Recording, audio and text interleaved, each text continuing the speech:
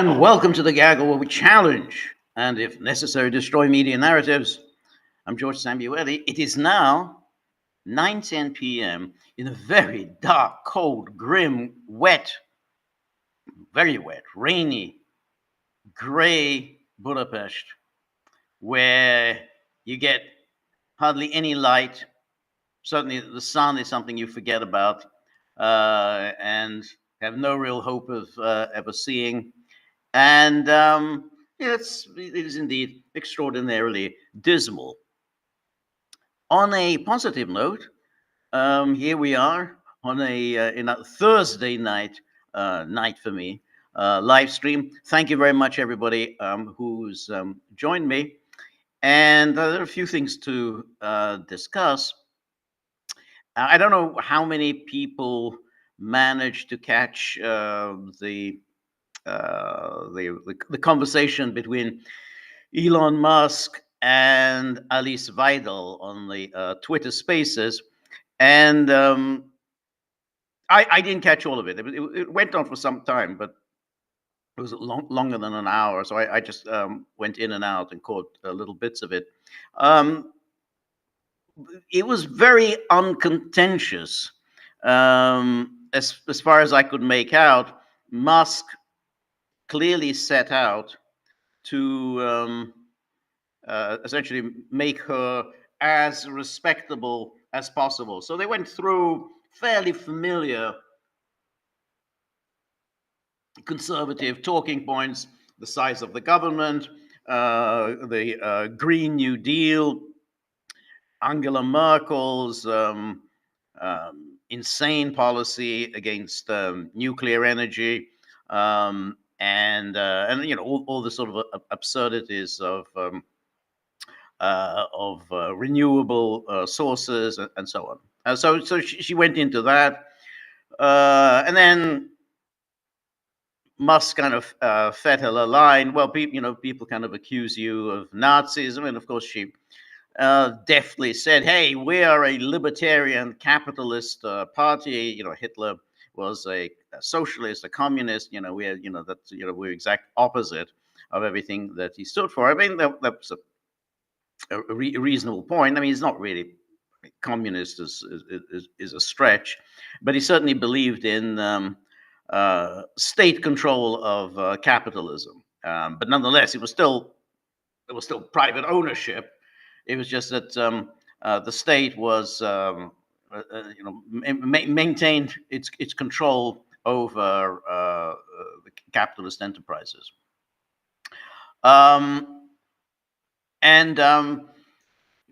Obviously, the AfD, which is against foreign entanglements and very, very skeptical about NATO, very skeptical about Germany being dragged into American wars, is anything but a kind of a Nazi expansionist party. And the AfD has no interest in reviving any ancient German grievances about its borders, about the territory that it had lost to Poland. I mean, that's just off the charts. No one's talking about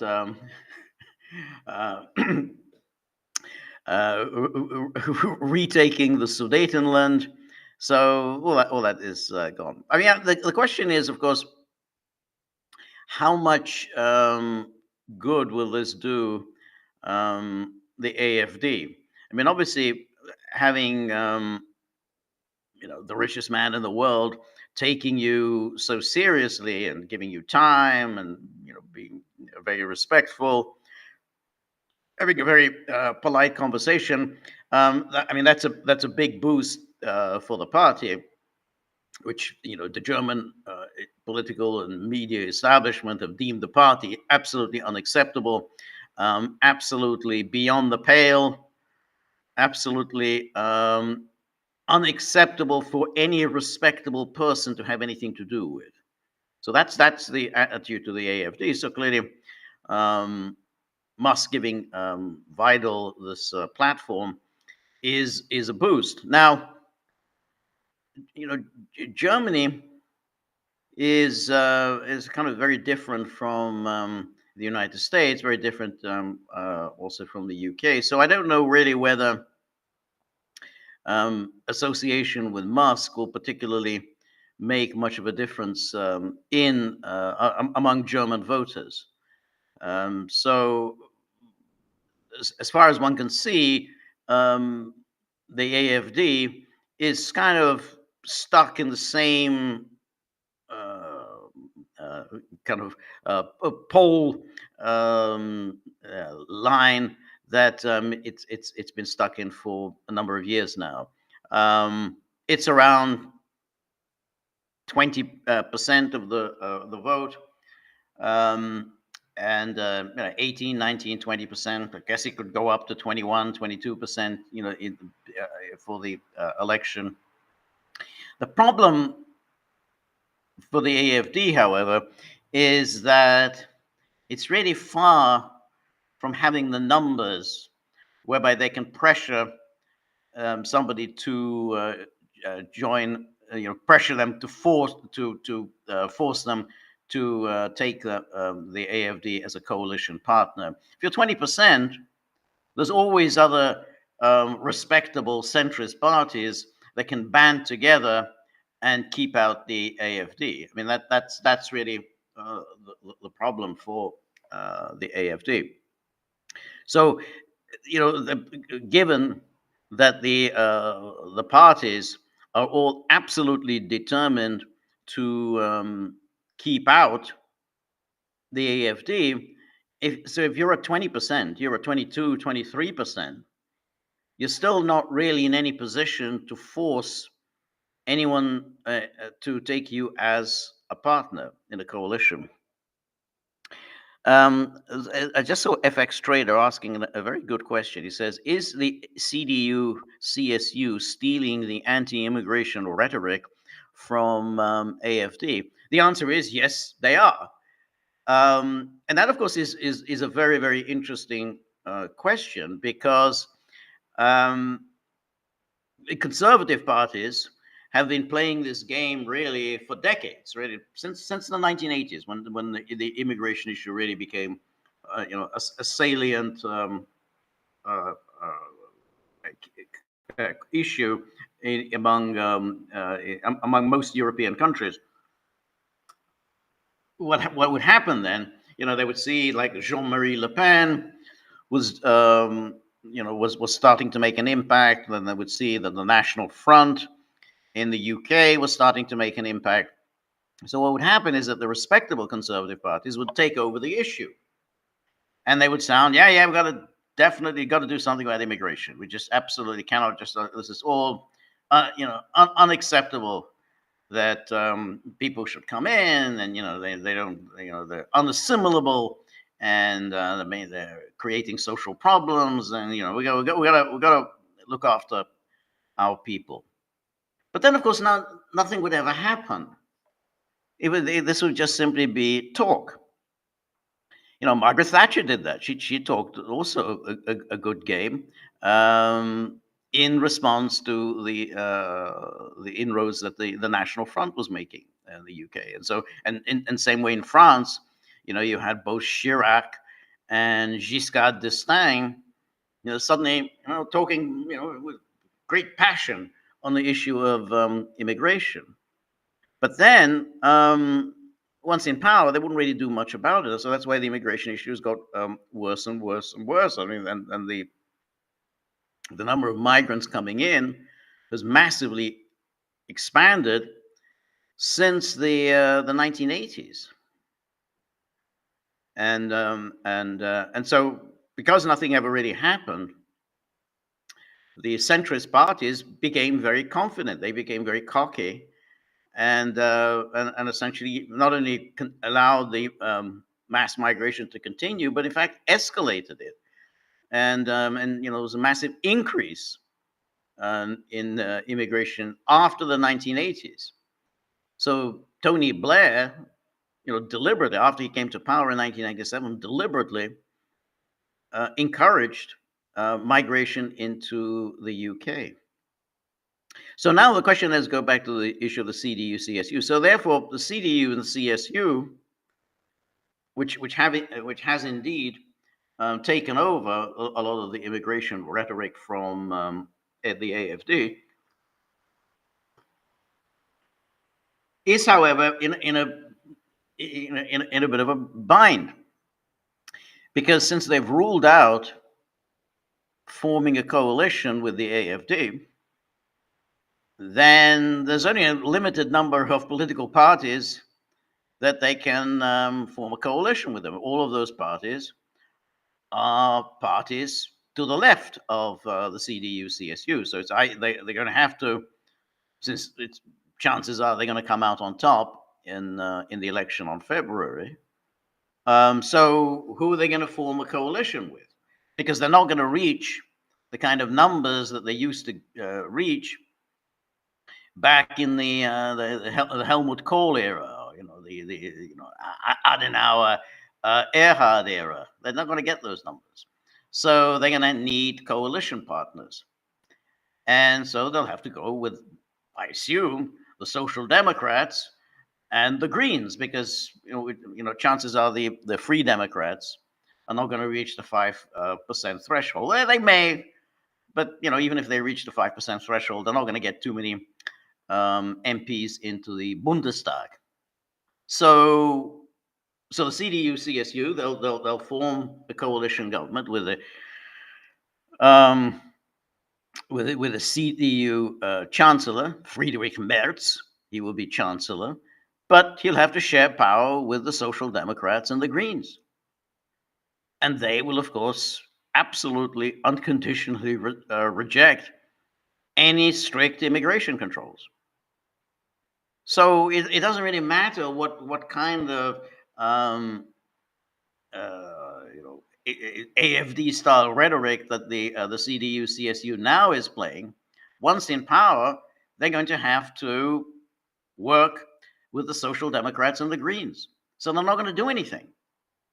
And now this little game has been played for, as I say, for decades. Because this started with Merkel, who said it is completely unacceptable to have any kind of power sharing with the AfD. In fact, she was against any CDU, CSU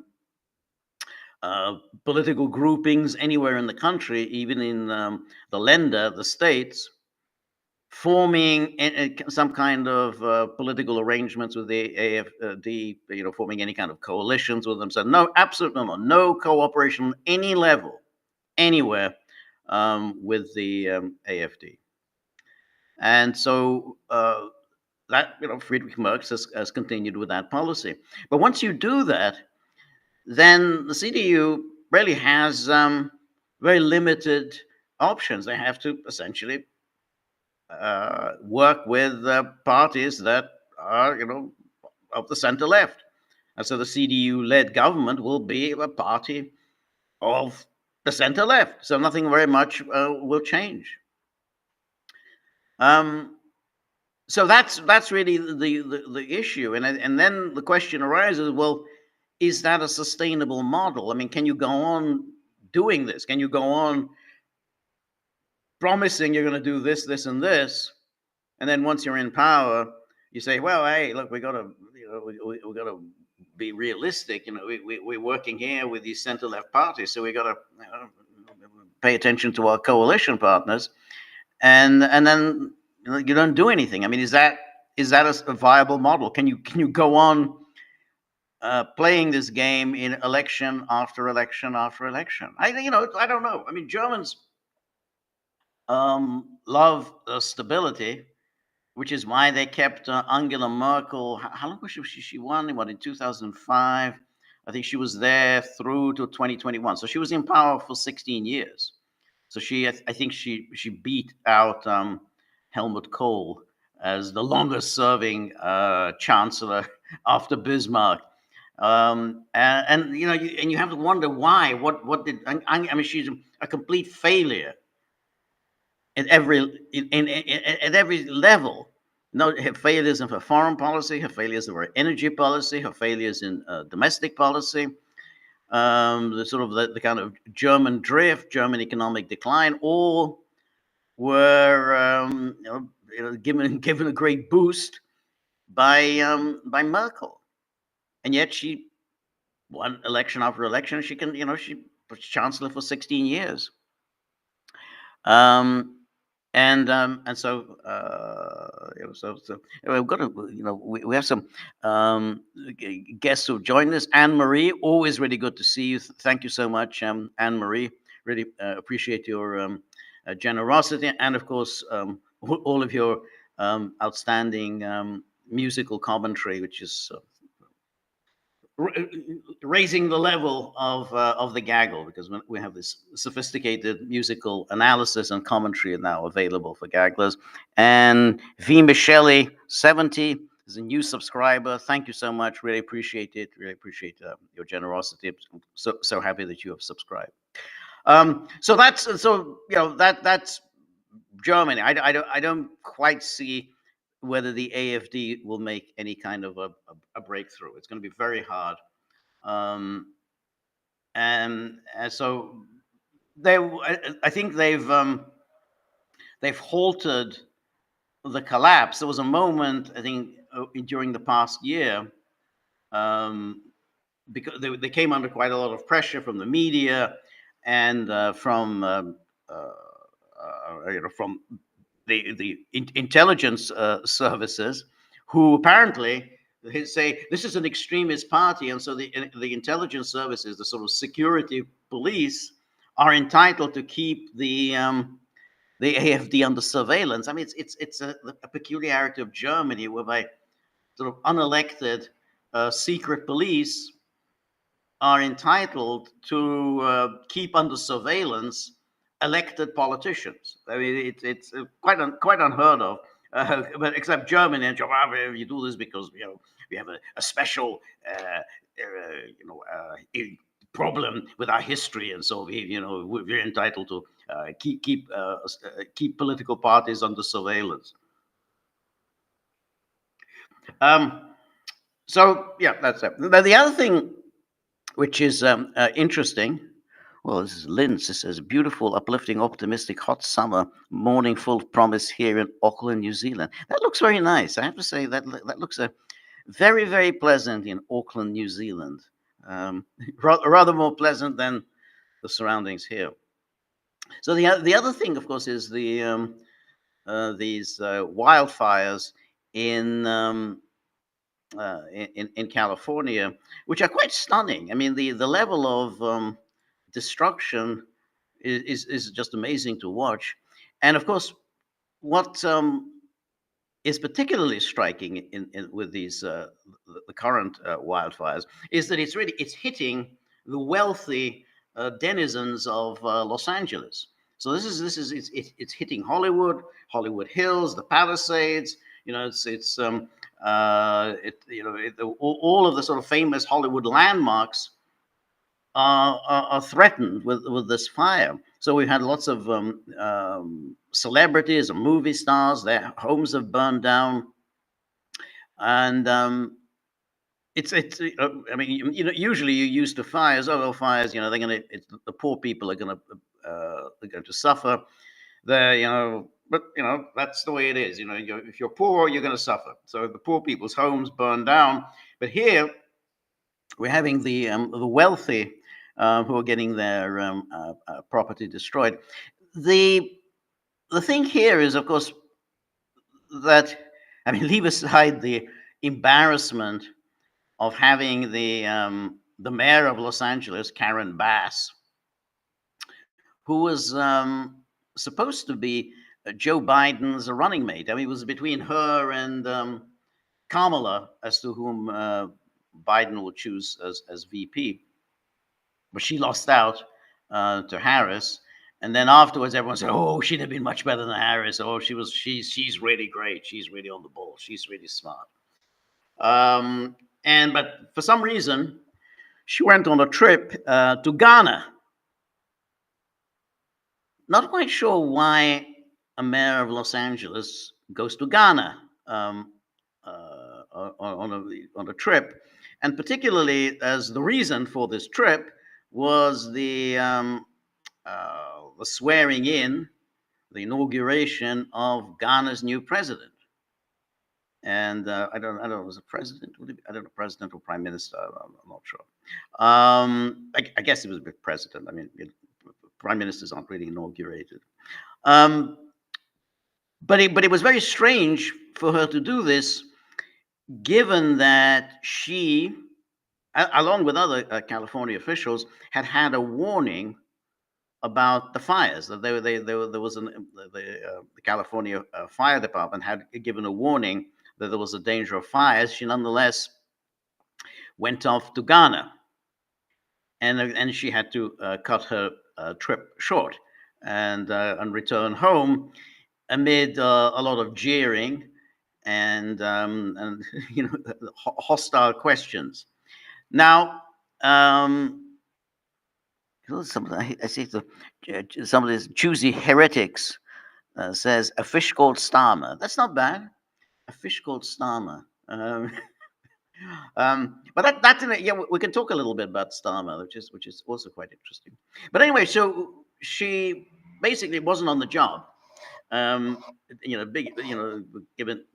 the scale of the disaster, and when you're in California, there are wildfires every year, so you have to have it's a reasonable expectation that wildfires are going to happen. So if you get a warning, and she did get a warning, if you get a warning from the California Fire Department, say, we're expecting a serious fire, you kind of should stay on and do your job. But anyway, she went to Ghana. The problem, of course, here is, and of course, the media do the usual thing. Whenever you have these wildfires, what do they all do? All in unison, you cry, climate change, climate change, climate change. Now, there's a couple of points about that. I mean, first of all, climate doesn't change that much. Not in the space of a couple of years. So it's like, I mean, why are there more wildfires now than there were a few years ago? I mean, that I can't just say, oh, climate change, because it doesn't change that much. Second of all, even if you're right, even if you are correct that the reason for these wildfires is climate change, then that raises the next question, which is, well, why didn't you prepare for climate change induced wildfires? Because since you've been talking about climate change incessantly for I don't know how many years, you would think that you would make preparations for it. I mean, that's the whole point. I mean, if you've got these natural disasters, and there are natural disasters all the time, whether it's drought or typhoons or hurricanes or flooding, I mean, you basically say, well, okay, we have to make preparations. That's what you're supposed to do. I mean, natural disasters are a part of the human condition, and you're supposed to prepare for them. So if you are going on and on about climate change, then you say, well, why didn't you prepare? I mean, if you say, well, why wasn't there enough water available for putting out the fire? And then, of course, you have the problem here is that they weren't channeling enough water from the melted snow. They weren't channeling enough of it into into the Southern California, and then of course the problem has been, and has been a problem a long time, is the lack of proper forest management. I mean, there was a time when you managed forests properly, which was you cleared forests of dead wood and dead branches. You tried to ensure that that there wasn't dense overgrowth in forests, so you don't have too many trees per acre, and you're basically allowed for controlled burning, so that you denuded the forest, so you didn't have overgrowth, precisely to prevent these kinds of catastrophic fires. And so they used to have this controlled burning, and anywhere where there was an overgrowth of trees, you try to de-densify. So the question then is, well, why hasn't this happened? I mean, this has been going on and on for a long time, and yet California still has this problem. Well, I think that there's just been this complacency brought on for years and years by repeating the mantra of climate change. You just keep saying climate change, and every time there's a fire, then you say, okay, well, I can't do anything about it. I mean, don't ask me. I mean, it's climate change, and the media are happy to repeat, oh yeah, God, this climate change. What are we going to do about it? We got to cut back on our greenhouse gas emissions. That's always got to cut back on the green, and we've got to start attacking Trump and everyone who thinks like Trump, who say man-made climate change is a fraud. So they're the problem.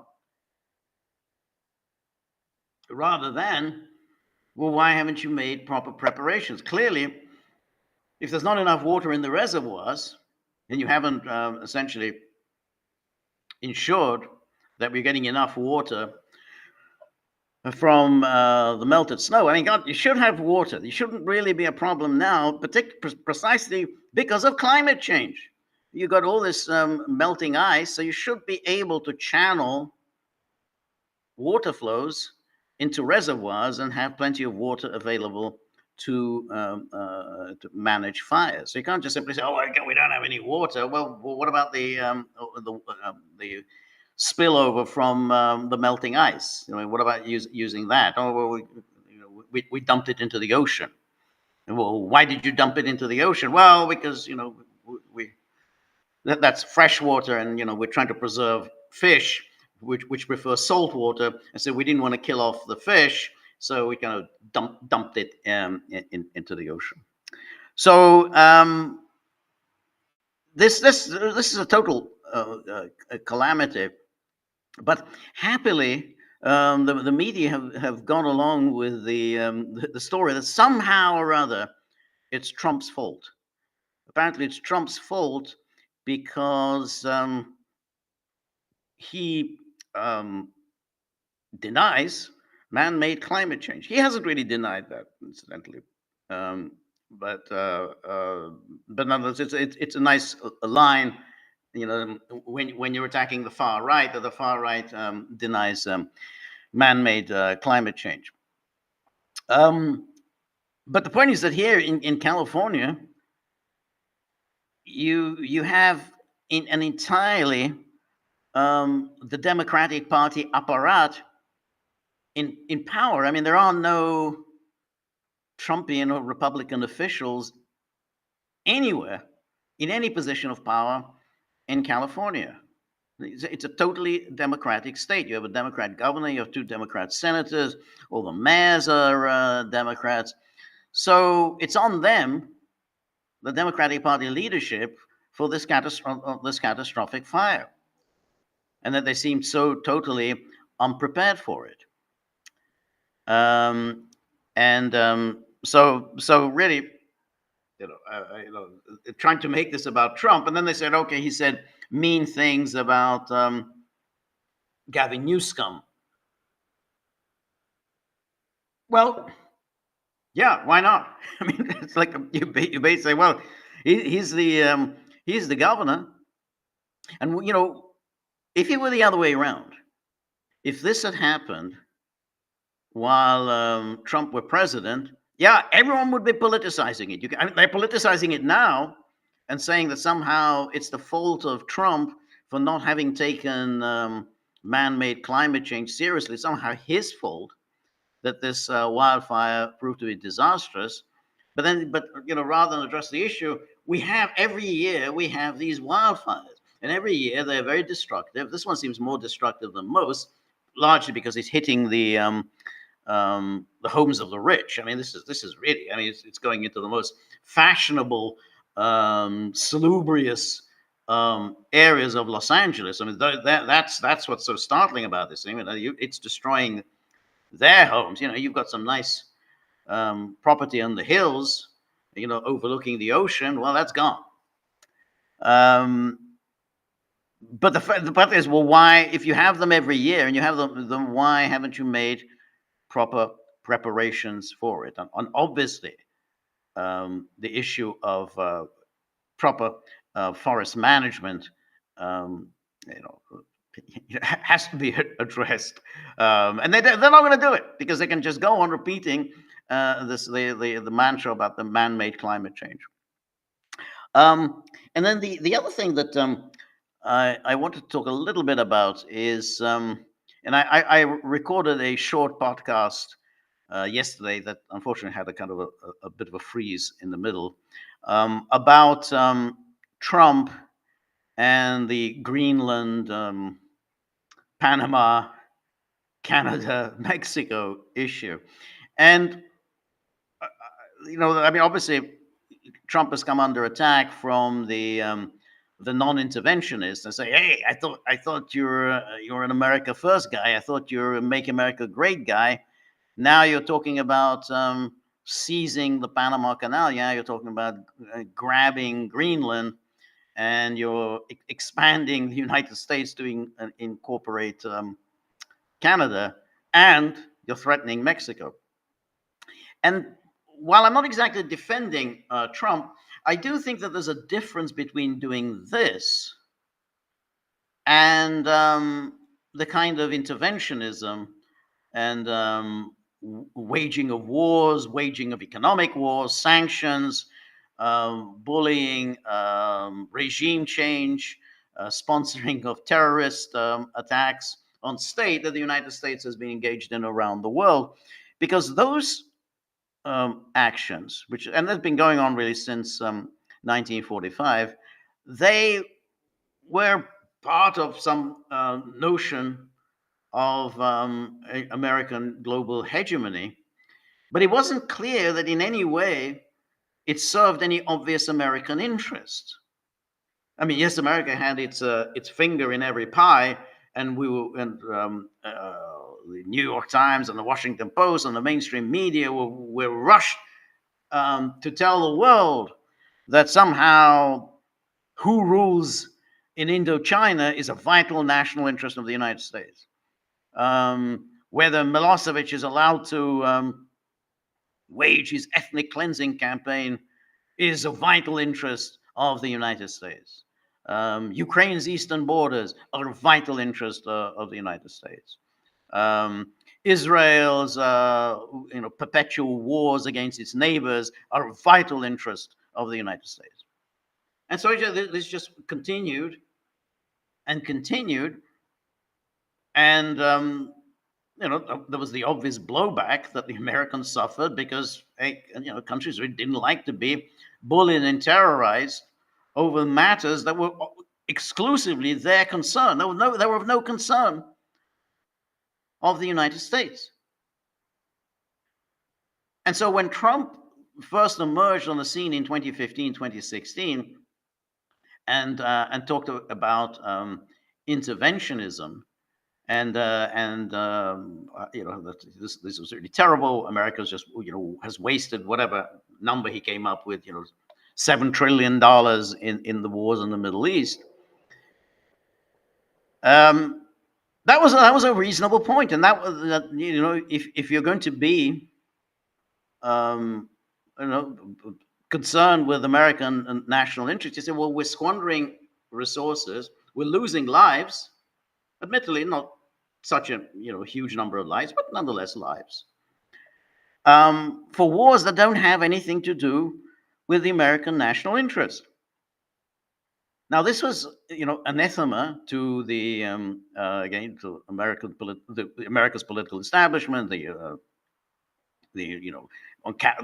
most of the politicians on Capitol Hill, obviously the media, the think tanks, and so on. How dare you call into question all the great things America does?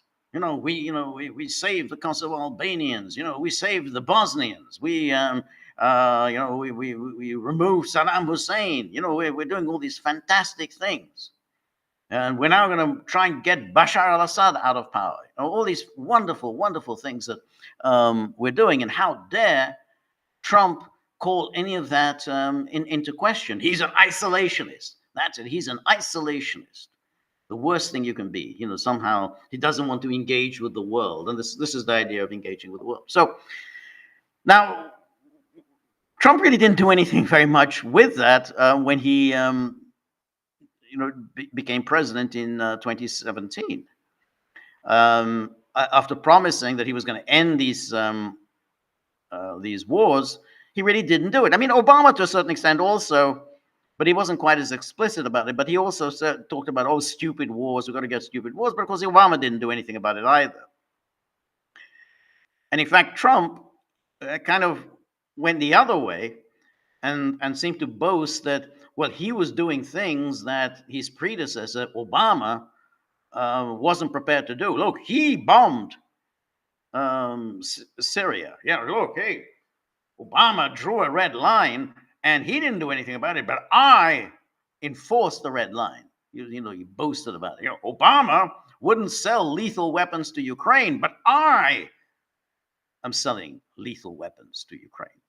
So he really didn't do it. It didn't deliver on those promises. So that whole "Make America Great Again," the America First, so it just languished. Now he did say he was going to withdraw forces. He was going to withdraw from Syria twice. He threatened to withdraw from Syria twice. He went back on his word. He planned to withdraw from Afghanistan. He didn't. But so now he's having the second bite of the cherry, and he's now come up with something very interesting with the issue of Panama and with Greenland, because if you look at the world as a realist, we look at the world like John Mearsheimer, and then you have to say, look, the United States, it's not a pacifist power. It's not going to give up being a great power. Nobody ever does. If you're a great power, you're going to stay a great power unless you do something really stupid. And what's the stupid thing? The most stupid thing that a great power can do, that is to get into a war with another great power, because that's the fastest way of ceasing to be a great power. You only stay a great power if you avoid wars against other great powers. If you just simply fight wars against weak, insignificant powers, the way the United States has very craftily done, then you can stay being a great power. You can knock Grenada around, Panama around, then you stay a great power. But if you get yourself in a war with another great power, then that's very dangerous business. So with Trump now suddenly saying, look, we're a great power, and it's vital to us to have Greenland. Now, Greenland, the United States has already a defensive arrangement with Greenland. I mean, all the people who are attacking Trump for bringing it up, there already exists a 1951 agreement between the United States and Denmark, precisely relating to Greenland. And the United States has a military base in Greenland. So it's already a part of sort of U.S. security concerns. But obviously, Greenland is, there's a lot of resources, oil and gas under it, and with melting ice, there are going to be a lot of other great powers sniffing around and seeing how they can exploit Greenland for their own ends. Again, that's what great powers do. So Russia would be there, China would be there. And so the United States is saying, well, yeah, this is kind of important for us. It's a nice big chunk of land, very resource rich. And we want to essentially base our base our missiles there, and it's all part of our reach towards the real prize, which is the Arctic, because again, very resource rich. Now it's going to be quite easily exploited because of the melting ice, and again, there'll be others who are who've got eyes on the Arctic, and Russia certainly has first dibs in the Arctic, owns the biggest chunk of the Arctic. China obviously has great interest in exploiting the Arctic. So the Arctic and Greenland, very resource rich and clearly strategically important. Now, you have to say, well, United States is not going to say, United States is not going to cease being a great power, and you can see why Trump would say, well, I think it's there, it's obviously a strategic location. We want it, and it seems to me of a different order of pursuing a national interest than declaring that Assad must go. Because when you say Assad must go, then you need at least some explanation as to why that is in any way an American interest to remove Assad from power. I mean, how has American security been improved by Gaddafi being removed in Libya? There's not, and of course, leave aside the lives of the Libyans who don't have a stable government. Now, so there is a strategic matter that that it's not unreasonable for the United States to raise. Same with Panama. If Trump says, "Look, I think we want to bring this under U.S. control," it may be undesirable. It may think, "Hey, this is not very nice." I mean, Panama hasn't done anything to deserve losing control of the canal. But at the same time, you say, okay, well, that's the way of the world. I mean, great powers, they can be very nice to smaller powers. There was the the FDR kind of good neighbor policy. It was always hypocritical, but those, we pursued, we have a good neighbor, we have a good neighbor to our Latin America.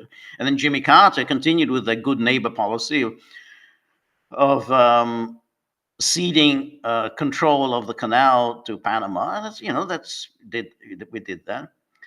But such gestures are just that. I mean, they're good until a great power turns around and said, we've changed our mind. We want the canal back. And again, if you're going to be a realist, and in the way the followers of Mearsheimer purport to be realists, then you say, okay, well, that's the way of the world. That great powers can feel generous and say, all right, we'll give these little things to smaller powers. We want them to be happy. We want them to feel that they matter, and then they can turn around and say, yeah, we changed our mind. We want this waterway back. We want this territory back.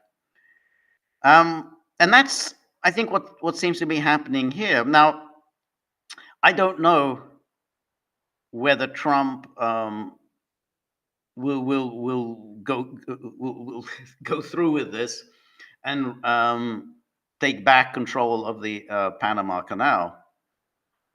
He's kind of mercurial. He loses interest in things, and he might lose interest in the Panama Canal. But he may just go ahead and do so. And if he does do so, then I don't quite see what anyone's going to do about this. Same with Greenland. I mean, if he decides, look, to Denmark, you're a member of NATO. You're not really pulling your weight in NATO. We know you're not pulling your weight. Trump he said at the news conference the other day, NATO member states must set themselves the goal of spending 5% of their GDP on defense. 5%. I mean, most NATO member states are unable really even to meet the 2% mark. And so I don't know how they're going to get to the 5%. But then once they don't do that, that kind of, let's, I mean, the United States itself doesn't spend 5% of GDP. And it's going to be interesting if Trump intends to spend 5% of GDP on the military. I don't quite know how he's going to meet his other goals. I mean, that's a big chunk of change. I mean, America spends about $1 trillion now on defense and the rest. And that's only about, I think, I can't remember the exact numbers. I think maybe 3.8% of GDP the US spends. So you've got to really jack it up, from the 1 trillion to get it up to 5%. But either way, it's a very good leverage against the NATO member states, because the NATO member states, they keep going on and on and on about how they feel threatened by Russia, particularly the Baltic states and Poland and the UK and all the rest. And so Trump will say, well, if you're so worried about Russia, then, put your money where your mouth is, spend some more on your military. And if they don't, then he's going to say, well, I don't know. I mean, what are we getting out of this? So at least that gives him an opening to start cutting back on his commitments to NATO. If they say, wait, you've got to spend some more. But with the case of Denmark, if he starts putting pressure on Denmark and say, you need to cede Greenland to us, because this is of strategic importance to us, and we are the leaders of the free world. The fate of the free world depends upon us, and therefore the fate of the free world depends on our having control over Greenland. And I don't think Denmark's going to be able to put up much of resistance, and I don't think anyone in Europe, and I don't think any NATO member state is going to put up much of a resistance. It'll be a done deal. There'll be complaints, there'll be whining, but it'll be a done deal. And whoever comes after Trump is not going to give Greenland back. I mean, once America takes Greenland, then he's going to keep it. And so that's going to be a done deal.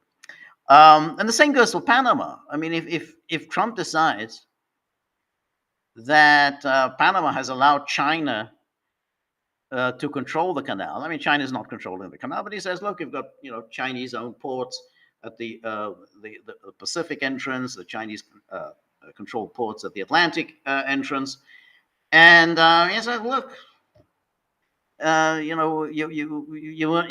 you're violating the agreement. You brought the Chinese in, and again, it'll be quite quick. I mean, once United States says we want we wanted this the canal back, Panama will have to give it back. No one in Europe is going to lift a finger for Panama. No one in Central and Latin America is going to lift a finger for Panama. It'll be over quite quickly. So that's not, now the only reason that I kind of talked about this is that the people who are attacking Trump for this are kind of not quite understanding that if he goes down this path, if he decides to focus on Panama, on Greenland, and then trying to absorb Canada into the United States, I think that's a stretch. I don't know if that's going to work. then at least it's arguable that what he's doing is strengthening the United States. What he's doing is making America great. I mean, this is it's very much you acquire new territories, you acquire waterways, you acquire land that you're going to make use of strategically. So particularly as for purposes of intelligence, for purposes of if there's going to be a world war, that's kind of what great powers do. And I think that's of a different order from intervening in other countries' affairs because you don't like their regime, and I think that's I think is much more problematic, and particularly when you start making other countries' wars your own. So, for instance, having Israel's wars suddenly become America's wars. Why? Why should Israel's wars? Israel is a foreign country. It's not part of the United States, but Israel's wars suddenly become America's wars. And then again, NATO membership, expansion of NATO, incorporation of other countries into NATO, suddenly you add to the liabilities of the United States. And this is something, again, Trump has raised before, that, hey, we're suddenly getting all these liabilities because you keep expanding NATO, which means that the United States is on the hook for all these other countries. And then worst of all, and he kind of, Trump is kind of inarticulate. He never really explains his views particularly clearly. But he did say during that news conference at Mar-a-Lago that he thought that this trying to bludgeon Ukraine into NATO was a really bad idea. And this was a red line for Russia, and Biden kept pushing it. So again, he certainly made clear there that he thinks that that's a really bad idea to do. Again, it's very dangerous. There's no obvious advantage to the United States because it's just simply a net liability.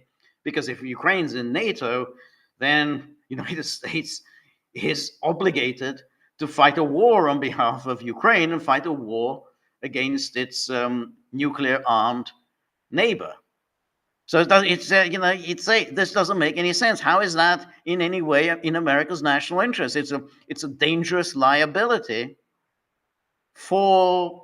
given that it doesn't even matter to us. We've incurred a very dangerous liability on a matter that doesn't concern us, namely Ukraine's eastern border. And that's why I think that it's something that clearly doesn't have anything to do with American national interest. So, as if you're a realist, you say, okay, well, if he goes down this path of knocking out Greenland and knocking out Panama, then you say, okay, well, that's the kind of thing America has always done very well, which is to brush aside small countries, and it's certainly arguable that that it does something to make America great. Now, the other kinds of wars are, I think, really they're bad. They're very, very dangerous, and the Ukraine war has been clearly a disaster and very dangerous for the United States. So that's why I think that there's a difference, I think, between what Trump is now articulating as what he's going to be concerned with, as opposed to as opposed to what Biden has been doing and what all his predecessors, including Trump, had been doing. Now, that's easier said than done. I mean, as we've discussed before, the Ukraine thing is not going to be an easy thing to get out of, so there's all sorts of pitfalls there, and so I don't know whether he's going to succeed in extricating himself from that. But I think that Panama, Greenland, and Canada, I think that it's certainly compatible with how Americans used to identify as their national interest before they decided that they're going to become a global power and run the world as if the whole entire planet is America's backyard. So that that was was kind of interesting. The Canada thing again. I mean, I don't know whether Americans are particularly interested in acquiring Canada. I don't know. It's a beautiful country, but I don't know whether Americans really want it. And I don't know whether Canadians want to necessarily join the United States. But at the same time, it's when thinks about Canada, it doesn't have a very strong national identity of its own. If it's not like where you're overcoming a very different set of people. They have a real strong sense of national identity. It's like the Germans are this and the French are that. They're very very different people. Canada just doesn't have a very distinct national identity, so it wouldn't really be that much of a stretch for Canada to be absorbed into the United States. I mean, it's not even like, say, Great Britain and Australia. Now, Australia, has acquired a very distinct identity of its own. I mean, the Australians are very different people from the British. I mean, they have the same language, but they're very different. And say absorbing Australia into the United Kingdom, I think that wouldn't work. But I don't see that with Canada. I don't see that Canada has a terribly strong national identity that would be too difficult to overcome. So anyway, let's take a look at the what's going on our locals page. The people who really ensure that the dogs are kept in the life in which they're accustomed. So so Danaki says, "So George, I'm waiting with bated breath for Donny to announce his countermeasures for America being screwed for decades out of billions of dollars given in military aid to Israel. Any second now." Yes. Well, I think that's a that's very pertinent. That if you are and again, Trump had during his first term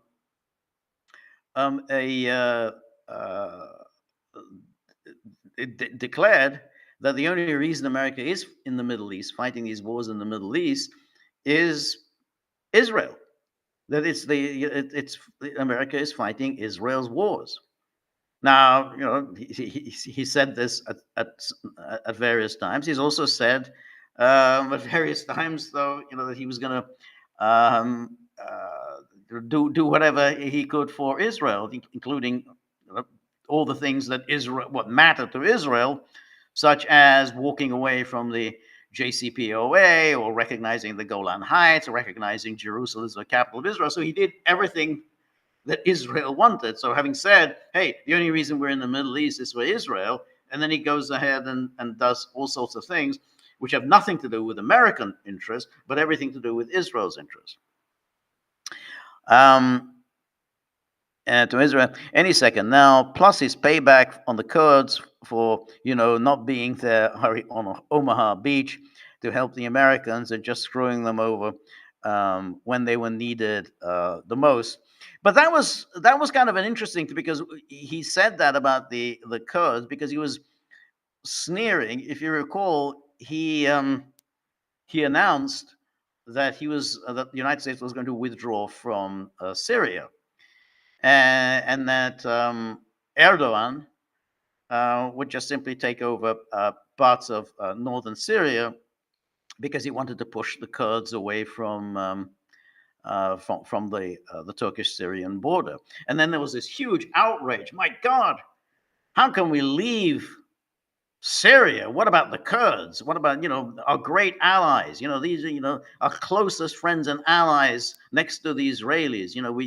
We're betraying the Kurds for Erdogan.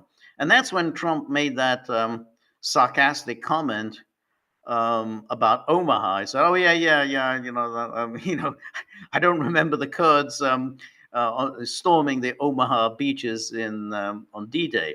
Um, and again, he was he was right. I mean, he was just making fun of this artificial hysteria that was generated by the idea that somehow the United States was going to withdraw from Syria and therefore would betray the Kurds. And said, "Oh, the Kurds are great and loyal ally." In the end, of course, he didn't withdraw from Syria. But yeah, this is an ongoing thing, and of course, at the moment, in fact, the Americans, although their claim that the reason they're in Syria is to fight ISIS, ISIS, which again is a creation of the United States. But what they have done is that they have basically embraced the Kurds. And so, look, I don't think the United States is going to withdraw from Syria, not while Turkey is there, not while Israel is there, which means that the Kurds will continue to be America's clients. The ostensible reason for American presence in Syria will continue to be, well, we have to fight ISIS. But in practical terms, they're going to keep Syria's oil fields, and the Kurds will enjoy earning revenue from oil sales. And same, and the same goes with the wheat fields. So I think America will continue to patronize the Kurds in Syria. Anyway, Danaka says, and for all those excited that Trump's going to dismantle NATO, yeah, that ain't going to happen. And withdraw and whatnot. He just said that he wants NATO members to raise the defense spending to 5%. Yeah, we talked about that. Buying beautiful American-made weapons, the best weapons for killing in the history of weapons for killing, probably. Yeah, that's exactly right. Now, obviously, the 5%, no one's going to meet 5%, including the United States. I mean, unless Trump is just going to completely blow a hole, completely destroy the American government. That America doesn't have that kind of resources, and so you would have to build up budget deficits and debt of just staggering proportions. And I don't know how you're going to be able to maintain anything if you do it that way. So I don't think that's doable. But he's clearly trying to get the Europeans to cough up more money for the military. And that, I think, is reasonable only in the sense that, that the Europeans who continue to go on and on and on about Russia, and yet they never actually contribute anything of their own. So they're whipping up this hysteria about Russia. And yet when you look at, well, how much are you actually spending on your military? It turns out they're not spending anything. And so I think that line of argument from Trump, put your money where your mouth is, I think it's reasonable. Hey, you want to take on Russia, you better start spending some more. And then if they say, well, we don't have anything, and they probably don't, then you'll say, well, okay, well, if you don't have anything, then maybe this plan for waging war against Russia is not such a great idea. I'm not saying that's going to happen, but at least it's a good argument that he can use if he wants to use it, which is, hey, you want to wage this war against Russia, but you're not really prepared to make any sacrifices on your own. You expect the United States to bear all of the costs, and so and that is, of course, that's exactly what NATO was set up to do. Yeah, the United States will bear all the costs. We in Europe will enjoy our nice, comfortable way of life, our nice, comfortable welfare, and the Americans will spend their inordinate sums of money to defend us. And now Trump says, no, we're not going to do that anymore. So, Danaki says, unless the AfD wins 51%, they ain't never going to govern. No, I agree with you. I agree. So, Vic Shakapopoulos, nice to see you again. It says, best wishes of 2025. Thank you very much. Same to you. Please consider screening on one of the film nights, Elio Petri, The Working Class Goes to Heaven. It could be, for example, included in a poll on films about the working people, about alienation, or about the 68 revolt and its aftermath. I'm sure the Gagglers would find enough films on these topics to have a poll, and then hopefully and preferably the film I mentioned would win. Okay, let me write this down. The Working Class Goes to Heaven. Working class. It's a good suggestion. Goes to heaven. Okay, thank you. That's a great suggestion. Okay, I don't know when the film was made, but that sounds interesting. And then V. Michelli, who's just joined the Gaggle, says, I wonder if your frustration with Budapest early sunsets could be fixed by joining the next time zone over. I guess you're too far east in your time zone. Tell me about it. 53 degrees, North Ireland. Well, that's pretty decent. But Ireland is also quite dark. I need to live somewhere where I don't have to put up with the grayness, grayness and short days. That's what I need to do.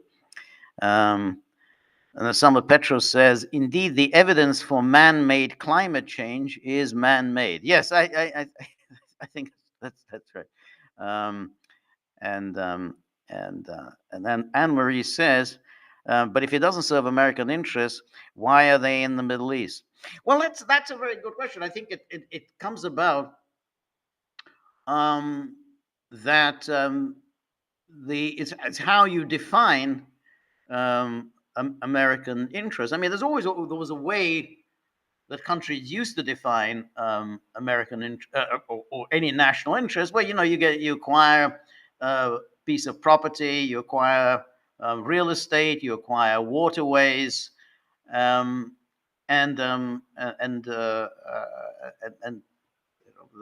that's and you want to, and then you make sure that no one else got a look in. But I think what happened after 19, that's how I think United States used to be. So when in the days before World War One, that's how the United States saw itself. So it saw Latin America and Central America as its own backyard, which means no other great power got a look in, and it made sure that the United States was absolutely secure in its own hemisphere. No one could possibly threaten the United States.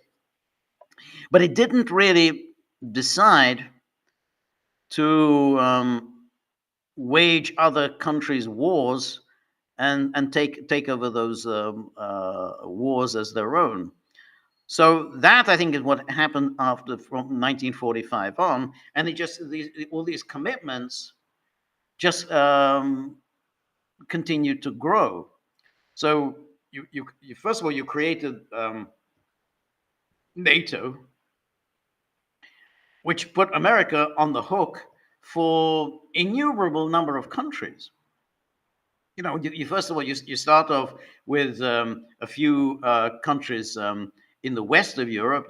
Britain, France, the Benelux, Italy, and then it starts growing. Greece, Turkey, then West Germany, and so all these enormous commitments that Americans eagerly embraced. And then, of course, NATO really went to town after the Cold War. And so this became this a huge burden. I mean, and quite a dangerous one. Now, it didn't really matter um, as long as you didn't get yourself into a war with anyone, even though it was obvious that hey, this is not going to end well if you keep expanding NATO, because sooner or later this expanded NATO is going to be knocking on the door of Russia, and Russia's not going to like it.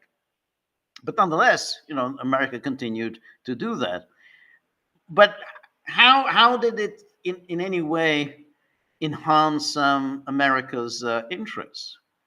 And then, of course, in the Middle East, America embraced the cause of Israel, and decided that whatever Israel wanted, then that would be a vital American national interest. Somehow, Israel and the United States were kind of one and the same.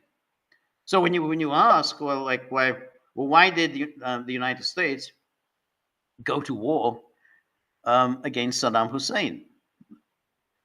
Because that the story that the Americans put out, oh, Saddam Hussein was involved in 9/11. There was never any evidence of that. The other story that he had weapons of mass destruction, there was never any evidence of that. And all of this was known going into that war, that there was no evidence that Saddam Hussein had done anything that threatened the interests of the United States. So whom did Saddam Hussein threaten? Well, Saddam Hussein threatened Israel. And that's why the United States went to war against Saddam Hussein. And same with Gaddafi, the same way with Syria. So there was no American national interest involved. There was an Israeli national interest. And again,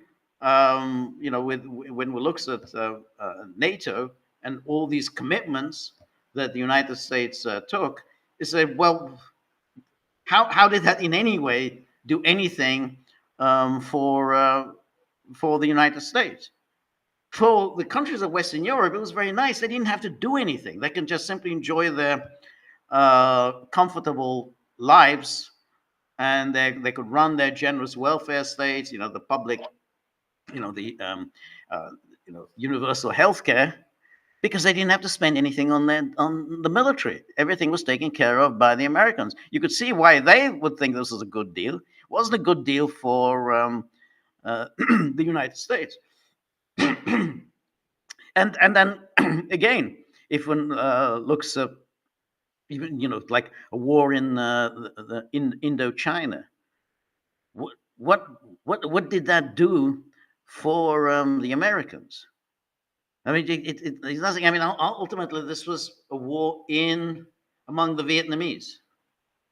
It was basically it was the communists, communist nationalists led by Ho Chi Minh, and then of course the anti-communist nationalists led initially by Ngo Dinh Diem. How does that have anything to do with the Americans? So when it says, well, when you ask Anne-Marie if it doesn't serve American interests, why are they in the Middle East? Well, I'd say because a vast superstructure of political, military, economic elites has grown up, and they determined a policy, and anyone who ever questioned it, and at the various times, people have emerged calling into question all of these commitments, and but they were always silent. I mean, they used to be on the left. People like George McGovern would question it. Well, obviously, Noam Chomsky, they were easily silent. Oh, they're extremists. Wild out. And then Ross Perot kind of questioned it. Pat Buchanan questioned it. Ron Paul questioned it. They were always silenced, sidelined, because they precisely asked that question. Well, how does this have anything to do with American national interests? and there was never any answer to that. So and then Trump himself came along, and so far it's the critics have been silenced quite successfully. Again, Buchanan was dismissed as an anti-Semite. Ross Perot was a flake. Ron Paul, he had all these weird ideas about the Austrian economics. And then Trump was the most serious of all of them. But his policy was kind of hijacked, and he was then blown off track with Russiagate. But he still retains that sense. What has any of this got to do with anything that actually serves American interests? He still has that, in his mind. Now, whether he does anything about it, I mean, we don't know yet. No. So we're going to have to see. Again, I've been skeptical that he's going to be able to get himself out of this Ukrainian quagmire. I mean, I think he probably would like to do it, but I don't think he has any idea how to do this. And I don't know if he's going to be able to break through that Washington consensus, because even members of his administration swear by Ukraine and will absolutely refuse to entertain any policy that can be interpreted as a win for Russia. So again, his instinct, and that was clear in that news conference in Mar-a-Lago, his instinct that, hey, why are we antagonizing Russia by insisting that Ukraine is in NATO? His instinct is right, but how you can implement that, I mean, that's a different issue. Marty, thank you so much. Merry Thursday, George and Gagglers. Thank you, Marty. I appreciate that. And then Anne-Marie says, what does American national interest actually mean? It could mean different things, either including the interests of the American people, which I honestly don't believe Trump or whoever of them is interested in, or it means the expansion of American power, the power of the elites, and therefore grasping whatever they can get. Well, that's a really good question. I mean, because he was, look, he would say, what does it mean?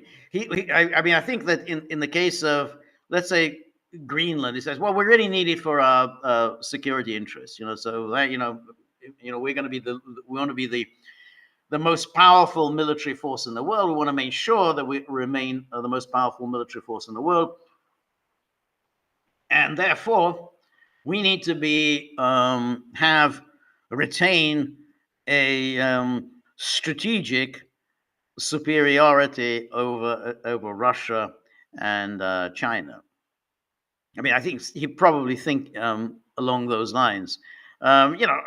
Again, what does any of that mean? But you can at least think, okay, we're going to base our missiles here, and we're going to build all kinds of military bases in Greenland, and we're going to prevent, and above all, we're going to prevent Russia and China moving into Greenland, and it puts us in a nice place when it comes to the Arctic. I mean, if you think about in terms of the Arctic, and I think that probably that's where the action is going to be in the coming decades. Much more so than the Middle East. So the Arctic's, because of the melting ice, because of the huge natural resources that are obviously there. There's enormous oil and gas resources under the Arctic, oil and gas resources and uranium resources in Greenland, and then you've got all these the waterways that are going to become a huge um, part of Russia's trade with the rest of the world, because that's going to be very easy now to use the northern route because of the melted ice. So suddenly Russia will gain great economic and strategic advantages because it, unlike the United States, is a real Arctic power. I mean, the United States only gets to the Arctic through Alaska. But if it has Greenland, then it has Alaska, Greenland, and of course, if it has Canada, then it really becomes an Arctic power, and therefore can start challenging Russian predominance there. So now, I don't know how that is that to do with American national interest. Well, it could be. I mean, if that's what you want, if you want to be retain your position as a great power, and maintain not just a great power, but to have a strategic advantage over other great powers, then I mean, the problem is that we are living, I mean, this is a world, and I think Trump somehow does see the world in a very different way from American political leaders of the past. I mean, he does see it much more of a kind of 18th and 19th century way, which is that the world is made up of great powers who are their rivals. They challenge one another, and therefore no one can afford to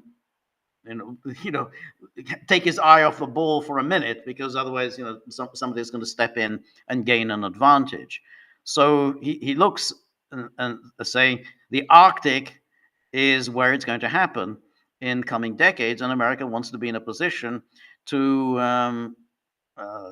rival clearly Russia, which at the moment has all the advantages. I mean, it's got that whole the northern route for commercial purposes. It's got again military bases in the Arctic. It's been planning on this for a long time, because it's known for a long time that it's an Arctic power, and the United States is behind the Russians in this in that area. And then you're going to obviously you have the oil and gas reserves. Now, I mean, how that all plays out, I don't know as yet, but you can at least see how he might be thinking that well, that somehow has more to do with what serves American interests than does this fighting in Ukraine, because that has nothing to do with the United States interest. So, and then let me just somebody. Let me see. I got to see this. So Vic Shakopoulos, Shakopopoulos, I guess, responding to Anne Marie's questions, I guess the answer is simple. It's like this in Michael Parenti's short clip from 20 years ago. The interest of the US is conflated with the interest of the business elite that has captured the state and its institution and uses them for its own ends. And then Anne Marie says, Michael Parenti is fantastic. I like Michael Parenti. I think he's very good. But my point is just simply that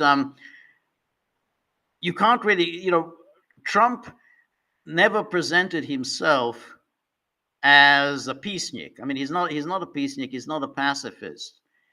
I mean, if you can get a president who will abandon regime change wars, abandon the whole project of regime change, if he get a president who's going to say, well, I don't want to divide the world into democracies and autocracies, every country has its own interests, has its own way of doing things. Whether one country is a dictatorship or a democracy, whatever, it doesn't matter. It's up to them to decide, what form of government works most successfully for them. And if it's said we're not going to be concerned with wars that that have nothing to do with us, whether war between Russia and Ukraine, that has nothing to do with us. With that a war between Israel and the Palestinians over Palestine, that has nothing to do with us. If you can get a president, but then he says, but the Panama Canal does have something to do with us, because we don't want to lose any for 1 minute any kind of control over that. Or if we're going to say, we want to make sure that we have our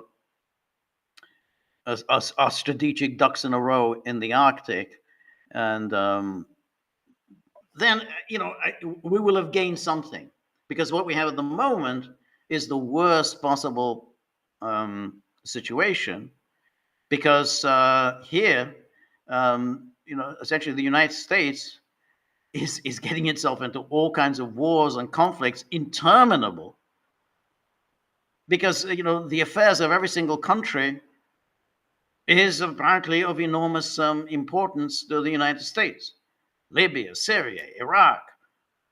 Today, there was again was posted, I think, by Marty on the Gaggle Locals board about the Lebanese parliament voting in a new president, but apparently this was pushed by the Americans. So the Americans are involved in telling the Lebanese whom they should vote for their president. So this General Aoun, who is the chief of Lebanon's armed forces, he's now been voted in as president, and it comes about because of the United States. The United States has applied this pressure on Lebanon and tells them whom they should vote for as president, and the Lebanese parliament duly did so. So this and again in Syria, all of this is just everything's decided by the Americans. Why? How does that have anything to do with the U.S. interest? And of course, all this is quite expensive, because again, as Craig Murray explained in this video that Marty posted, he said, well, that half the salaries of every single member of Lebanese armed forces, half the salary is paid for by Washington. So basically, all these countries are essentially totally on the American payroll. And now I don't think anything very much is going to change as a result of Trump, but you can see how this is a kind of a parasitical relationship, with country after country. And Americans don't get anything out of this. I mean, America should be, it's the richest country in the world. It has enormous natural resources. It is pretty much, impossible for anyone to attack. It enjoys security in the way like no other country has. And despite all of that, the American people, don't, have quite a, most of them have quite a miserable way of life. I mean, obviously, the very rich in America do live extremely well, and the very rich have a very good healthcare system, but the ordinary Americans don't. And then you think, well, why don't they? Well, because running this global empire is quite expensive. And so, it just this small example about Lebanese armed forces that they're getting paid for by the United States. Can you imagine how many more countries where everything is just simply gets paid for by the United States? And Americans don't get anything out of that. Now, I don't think Trump was going to change all of that. But the very fact that you can raise this issue, the very fact that at least slowly people will get the sense of that hey, that there are things that there's conflicts that have nothing to do with us. Now, one way of doing that is if you say, well, all right, well, we won't get into these wars, but we'll still be pursuing greatness. We're not just going to give everything up. We're not just going to retreat. We're still pursuing greatness. It's a way of making it acceptable to Americans that, well, we're not actually giving up our aspirations to greatness, because I think Americans, I think by and large, they like being the top dog in the world. Hey, we're the biggest, we're the strongest. I mean, they like that idea. So they're not happy when America withdraws with their tails between their legs, as they did in the case of Afghanistan. Um, so so you can see that so if Trump will say, okay, well, we're not going to do this. We're not going to do Ukraine. Instead of that, we'll do Panama and Greenland. I'm just thinking this through. I'm not saying that Trump is going to do this, but at least if you present it in that way, then he may, it does make some sense. I remember when Obama, also in 2008, he didn't want to be seen as a peacenik. So he was very much opposed to the Iraq War, or claimed to be in the Iraq War. But he said, "Oh, but I want to escalate the war in Afghanistan." So I'm not against all wars. I'm against stupid wars. So that's the way he did it. So I can see how Trump may just say, okay, we're not going to do that. We're not going to bother with Ukraine. That's just a fool's errand. But we'll go back to the way we used to do things, the way American presidents in the past would do things. They would have Monroe Doctrine, or they have the Panama Canal. They would say, hey, this is our backyard. What we say goes here. It's a way of making an American retreat more acceptable to Americans. Maybe. I'm just putting that forward as a thesis. I'd like to see a little bit more action in the tip jar, because, as you know, tomorrow I'm going to have to talk to the dogs, and the dogs are already getting very exasperated. They say, "Hey, we thought 2025 was we're going to turn a new leaf.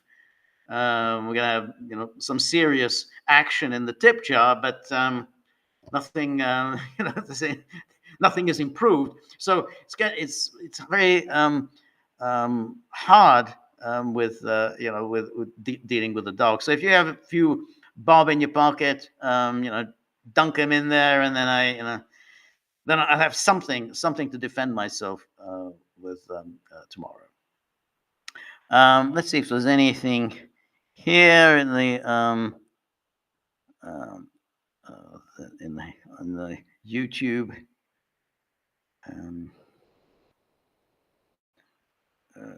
Okay.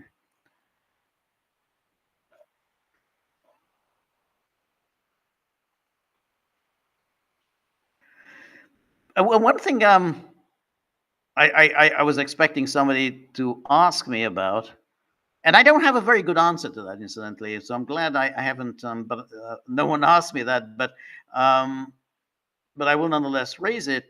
Is Trump on his YouTube, not YouTube, on his Truth Social page, sent out a clip with Jeffrey Sachs speaking at Columbia.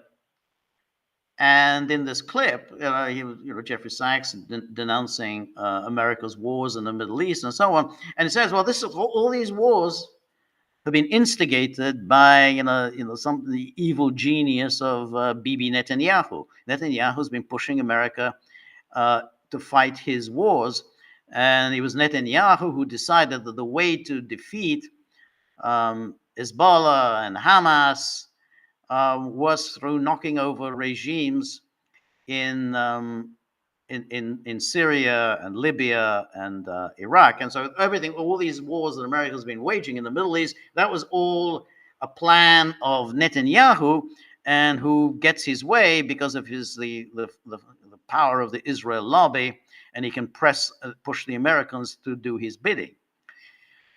This is, Jeffrey, that's the way Jeffrey Sachs talks. But what was strange about it is that it was Trump who sent this out. But he sent it out without really any commentary or anything like that. He just sent it out. And so why he did it is puzzling. I don't have a good answer for why that what he was trying to do. I noticed today that Netanyahu has announced that he's not coming to the to the inaugural. I don't know whether that has anything to do with Trump sending that Jeffrey Sachs clip out, but nonetheless, I think that is interesting, and I don't know whether it means anything, whether Trump just sent this out without having actually looked at this very carefully.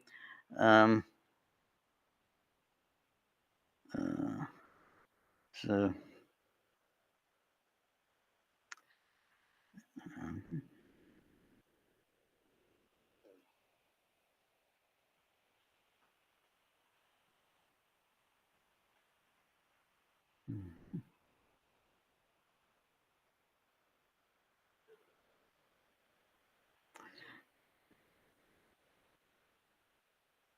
S.A. Dillendam says MAGA denies climate change.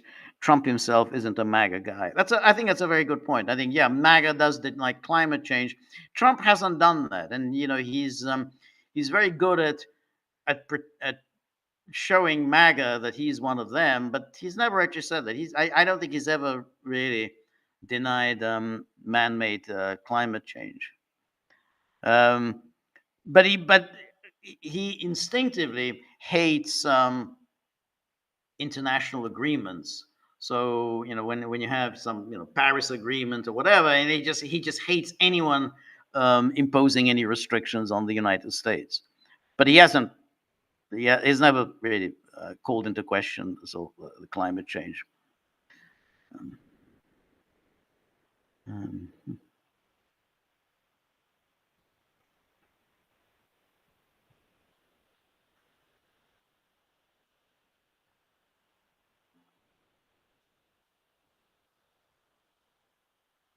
and then S.A. Delenham says Trump is far from isolation. Yeah, no, that's exactly right.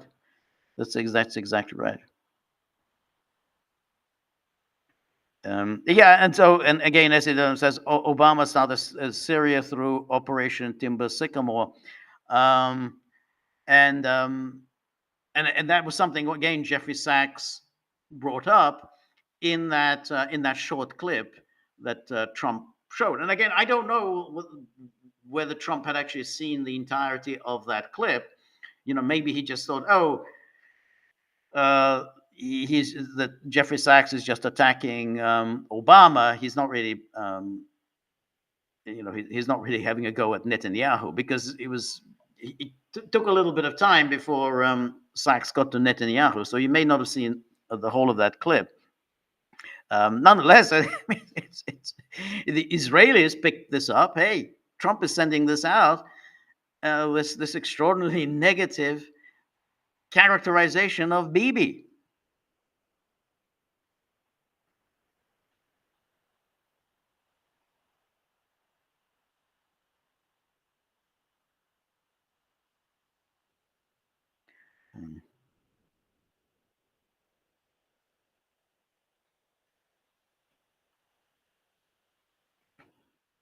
So U.S. Navy vet says Canada produces crap like Viva. I'm assuming you're talking about Viva Fry, the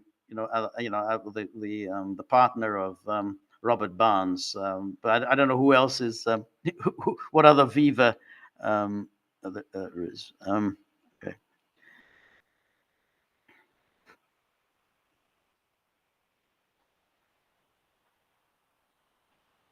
And then Essie Dillendum says, Dear George, what is your opinion, if any, of Jeffrey Sachs' belief that the UN would be a better ruling body than individual nations? He doesn't say exactly how they would enforce their rule. Yeah, I don't know how that would work, to be honest.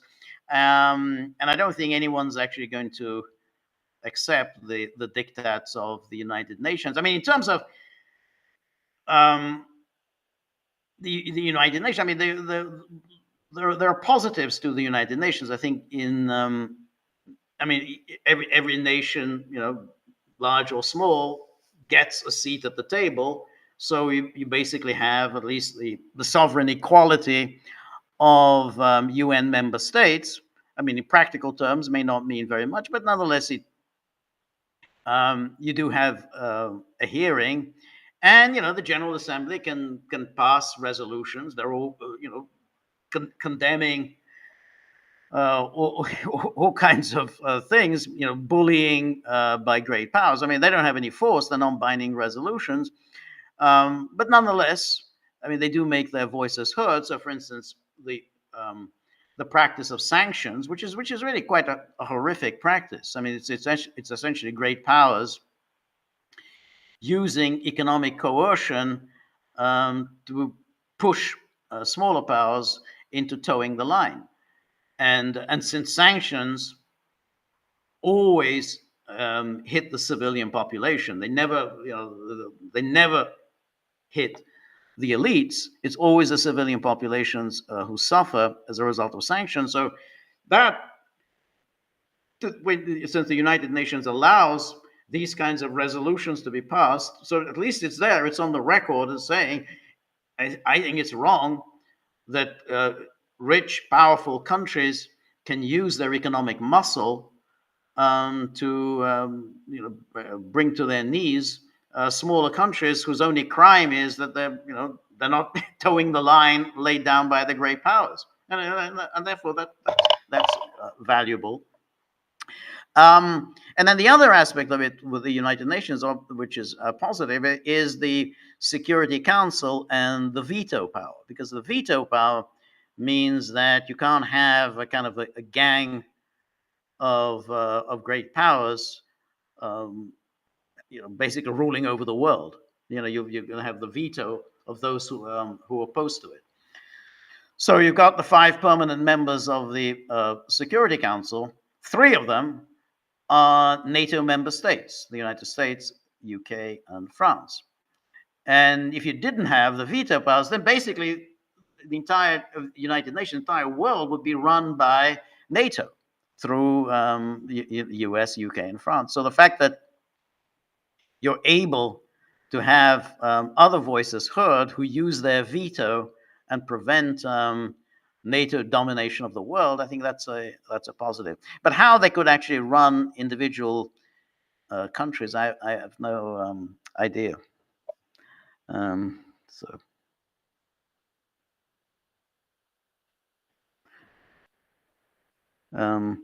They made a legal argument that the Constitution requires the United States to follow the UN because it's a treaty obligation. I don't think so. That's the that's the case.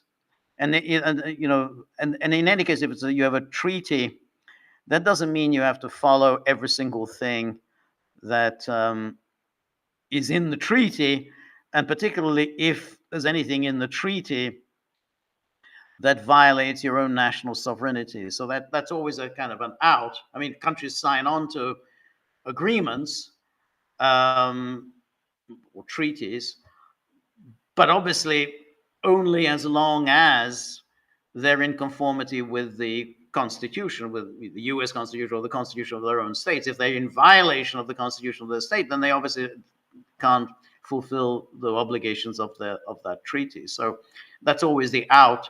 When you sign on any treaty, that as long as we're not in violation of our own constitution, and obviously, the U.S. Constitution will take priority over, the treaty obligation with the United Nations.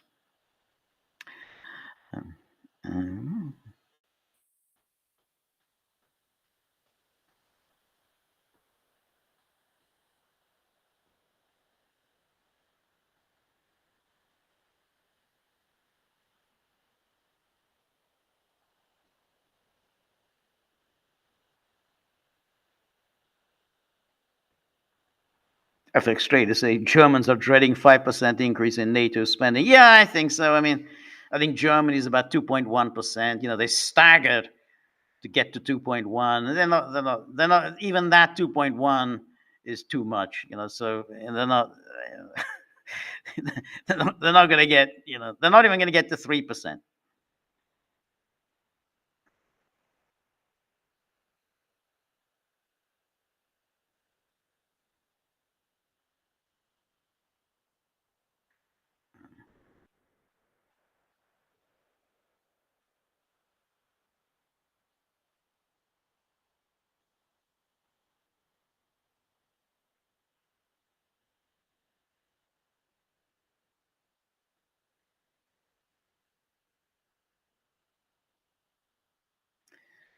Marty says, but no culture. Yeah.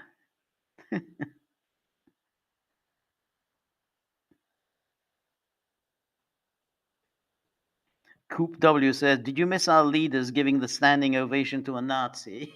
Yes, that was Canada. You know, Canada's signal contribution to to world culture, or to that's a magnificent performance, with they're all applauding, and what was remarkable about that is, all right, some people may have been ignorant about this, who this guy was, that he had actually been fighting on the side of the Nazis. I mean, they shouldn't have been, because if you say that he was fighting against the Russians in World War II, and you know that the Russians were on our side, so if he was fighting against the Russians, then he had to be on the Nazi side. I mean, but let's imagine that they're a little dumb and a little hazy about that.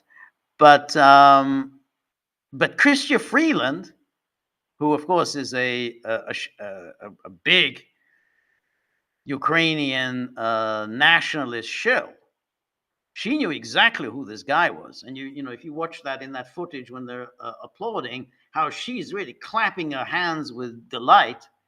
So even if Justin Trudeau, and I think just by looking at his face, I think he knew who this guy was, because he wasn't looking all that happy. He was applauding, but wasn't really looking particularly happy. She was looking very happy.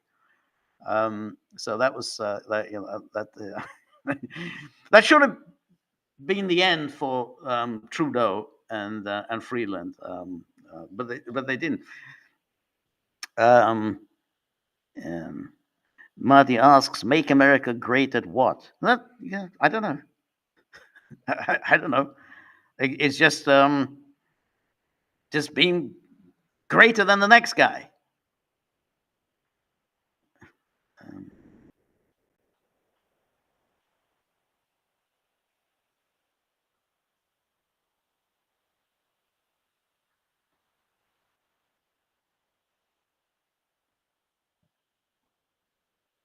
People United says Trump calling out Newsom, new scum, um, for the fires. Yeah, no, he did that, and the media have taken Trump to task for doing it. Oh my God, this is terrible and tragedy. He's trying to politicize it. Well, of course, if Trump were in charge, he'd be taken to task.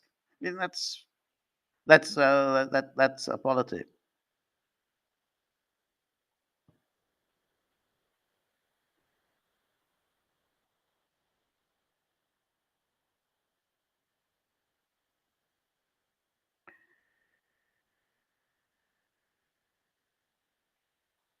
Um, anyway, so thank you, everybody. I think my time is up. Thank you, everybody who had. So John Name says George doesn't know the difference between communism and fascism. Amazing. Why would you get that impression that I don't know the difference between communism and fascism? I don't know. But okay, I mean, just as I was concluding, somebody says this. I said precisely that Alice Weidel had said Hitler was a communist. He was a socialist. He was a communist. We are libertarian and capitalist. And I said, well, I don't think that's a correct characterization. Hitler wasn't a communist. He wasn't really a socialist. I mean, he believed in a kind of state-directed capitalism, which is what Germany was under under his rules. So I don't know what you're on about, but anyway, thank you very much, everybody who joined me. Thank you for all of your questions. Thank you for those who contributed. And we will, of course, have some podcasts over the weekend. Um, and then on Monday, we'll do a live stream, Peter and I. And then on Tuesday, I will do my solo. And I'll have to deal with those dogs tomorrow. It's not going to be a pretty sight. And so, thank you anyway for tonight, and see you very soon. All the best. Good night. Bye bye.